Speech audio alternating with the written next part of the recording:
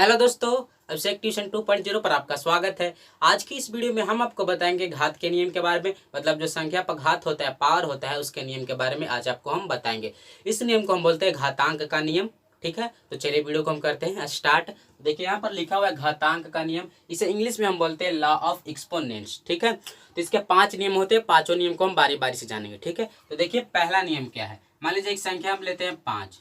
संख्या क्या लिए हम 5 लिए, इसका पावर हम दे देते हैं 2। पावर क्या दिए 2 दिए। संख्या क्या लिए 5, पावर दे दिए हम 2, तो क्या हो गया 5 स्क्वायर हो गया। तो जब हम इसका व्युत्क्रम करेंगे तो इसका जो संख्या पावर होगा वो माइनस में हो जाएगा। व्युत्क्रम कहने का मतलब है इसका हम जब उल्टा करेंगे, उल्टा कैसे करेंगे सो देखिए क्या करेंगे, बट्टा में हम 1 ले लेंगे, बट्टा में हम 1 ले लेंगे। ठीक है, अभी उल्टा करने के लिए हम क्या करेंगे, 5 के पावर 2 को नीचे लाएंगे, 1 को ऊपर ले जाएंगे। ठीक है, तो इसका पावर क्या हो जाएगा माइनस में हो जाएगा। देखिए क्या करेंगे, 1 को ऊपर रखेंगे और 5 के पावर 2 को नीचे लेंगे, तो हो जाएगा 5 का पावर -2। तो देखिए जब 5 के पावर 2 को हम व्युत्क्रम किए, मतलब उल्टा किए, तो इसका पावर क्या हो गया माइनस में हो गया। पहले क्या था 2 था, अब क्या हो गया -2 हो गया। तो पहला नियम क्या है कि जब किसी संख्या का व्युत्क्रम करिएगा तो उसका पावर जो है वो माइनस में हो जाएगा। ये घातांक का पहला नियम है। ठीक है, तो देखिए हम यहाँ पर क्या किए, 5 के पावर 2 को 1/5 के पावर -2 में 5 के पावर -2 के रूप में लिख दिए। मतलब आप 5 स्क्वायर को 1/5 के पावर -2 के रूप में लिख सकते हैं, या 1/5 के पावर -2 को 5 स्क्वायर के रूप में लिख सकते हैं। क्यों लिख सकते हैं, क्योंकि दोनों बराबर है। तो इसको इस रूप में लिखिए या इसको इस रूप में लिखिए, बात बराबर है। ठीक है, तो ये है पहला नियम। तो पहला नियम तो जान गए। तो इसका एक सूत्र होता है जिसमें आप किसी संख्या को उसके पावर के साथ रखिएगा तो उसका व्युत्क्रम होकर पावर क्या हो जाएगा माइनस में हो जाएगा। एक सूत्र होता है। इसके लिए हम क्या करेंगे, एक वेरिएबल में संख्या मानेंगे। ठीक है, तो यहाँ पर हम लिखेंगे माना कि संख्या ए वेरिएबल में माने हैं, तो पावर भी वेरिएबल में देंगे, पावर देंगे हम n। अब क्या करेंगे, ए के पावर n का व्युत्क्रम करेंगे, तो बट्टा में 1 ले भी सकते हैं, नहीं भी ले सकते हैं। ठीक है, तो क्या हो जाएगा 1/1 के पावर -n। तो ये हमारा हो गया क्या नियम, पहला नियम। इसमें आप जब किसी संख्या को उसके पावर के साथ रखिएगा तो हो जाएगा 1/5 के पावर -n के रूप में लिखा जाएगा। ठीक है, तो देखिए एक संख्या रख के दिखाते हैं उसके पावर के साथ। मान लीजिए एक संख्या हम 7 लेते हैं, उसका पावर 3 देते हैं, तो इस सूत्र में हम रखेंगे। क्या सूत्र है, a के पावर n बराबर 1/1 के पावर -n। तो एक की जगह हम 7 रखेंगे, ठीक है, और n की जगह 3 रखेंगे, बराबर फिर 1/, फिर एक की जगह 7 रखेंगे और माइनस है तो माइनस देंगे, अब n की जगह 3 रखेंगे। तो क्या हो गया, 7 के पावर 3 को हम किस रूप में लिख दिए, 1/7 के पावर -3 के रूप में। मतलब आप 7 के पावर 3 को 1/7 के पावर -3 के रूप में लिख सकते हैं, या 1/7 के पावर -3 को 7 के पावर 3 के रूप में लिख सकते हैं, क्योंकि दोनों बराबर है। इसको इस रूप में लिखिए या इसको इस रूप में लिखिए, बात है बराबर है। ठीक है, तो पहला नियम तो हम जान गए अच्छी तरीके से। अब हम चलते हैं दूसरे नियम की ओर। तो देखिए दूसरा नियम क्या है। दूसरा नियम, मान लीजिए एक संख्या हम लेते हैं 8।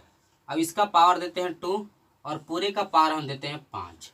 एक संख्या लिए 8, उसका पावर दिए 2 और 8 के पावर 2 को हम उसका पावर दे दिए 5। मतलब 8 की पावर जो 2 है उसका पूरे का पावर हम क्या दे दिए 5। तो ये जो 8 है इसका कुल पावर हो जाएगा। देखिए क्या करेंगे, इसके लिए कुल पावर के लिए दोनों पावर को गुना कर देंगे, 5 में 2 से, तो क्या हो जाएगा 10। तो 8 का कुल पावर क्या हो गया 10 हो गया। मतलब 8 के पावर 2 और उस पूरे का पावर 5 को आप 8 के पावर 10 के रूप में लिख सकते हैं, या 8 के पावर 10 को इस रूप में लिख सकते हैं, क्योंकि दोनों बराबर है। इसको इस रूप में लिखिए या इसको इस रूप में लिखिए, बात बराबर है। ठीक है, तो ये है घातांक का दूसरा नियम। ठीक है, इसका भी एक सूत्र होगा। तो वेरिएबल में संख्या हम क्या माने थे, ए माने थे, तो लिखेंगे ए। अब एक पावर हम n देंगे और पूरी का पावर m दे देंगे। ठीक है, तो ए का कुल पावर क्या हो जाएगा दोनों पावर को गुना करेंगे n गुने m, तो हो जाएगा n गुने m। तो ये हमारा हो गया घातांक का दूसरा नियम। इसमें आप किसी संख्या को दोनों पावर के साथ रखिएगा तो हो जाएगा a के पावर n गुने m के रूप में लिखा जाएगा। ठीक है, ये हमारा घातांक का दूसरा नियम। अब हम चलते हैं तीसरे नियम की ओर।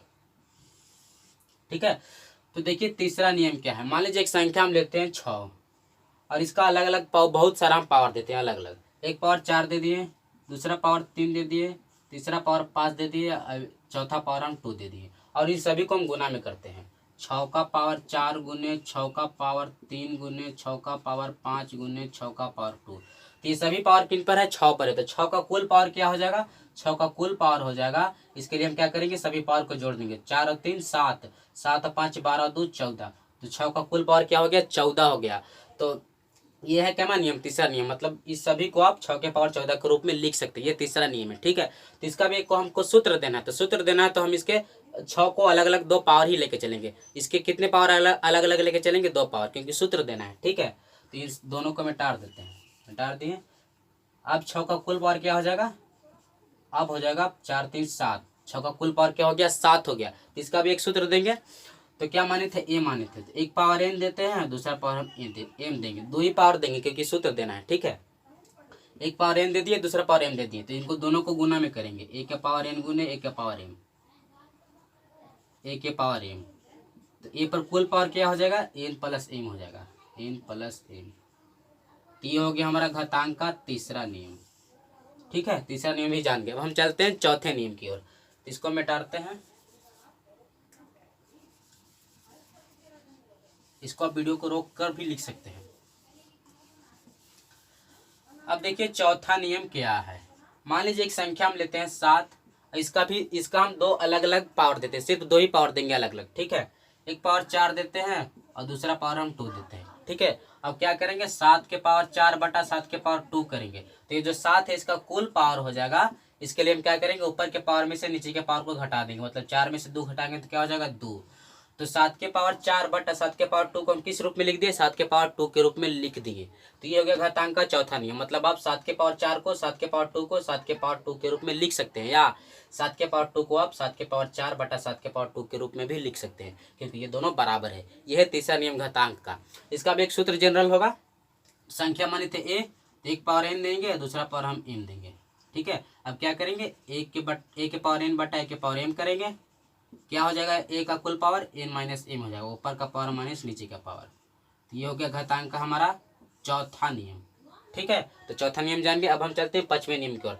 तो देखिए जो पांचवा नियम है उसको हम शॉर्ट में यहाँ पर लिख देते हैं। ठीक है, उसको समझाने के लिए और वीडियो हम बनाएंगे। ठीक है, उसको अभी हम शॉर्ट रूप में यहाँ पर लिख देते हैं। तो देखिए क्योंकि वीडियो लंबा हो जाएगा इसीलिए। देखिए पांचवा नियम क्या है।